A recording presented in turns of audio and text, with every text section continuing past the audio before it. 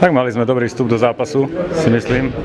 Mali sme nejaký gól a do toho stavu 2-1 sme celkom dobre hrali podľa mňa.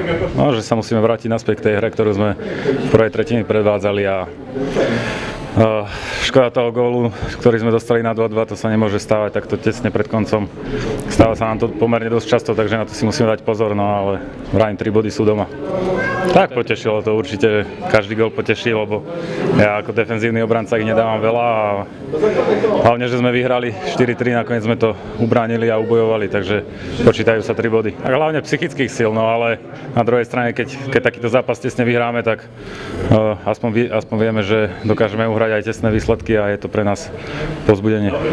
Tak už sme si myslím, že zvyknutí, je to taký bežný program, že sa hrajú 3 zápasy za týždeň a postupne sme si na to zvykli, takže myslím si, že to nie je taký problém. Tak určite, že dlhý odpočinok nikomu neprospieva, radšej som, keď sme v tom zápasovom rytme a ideme a vyhrávame. No určite to bude ešte podľa mňa aj ťažší zápas, ten Innsbruck má veľmi kvalitný tím a budú nás opäť napádať a dobre korčľovať, takže dúfam, že dáme viac ako 3 góly a mohli by sme vyhrať.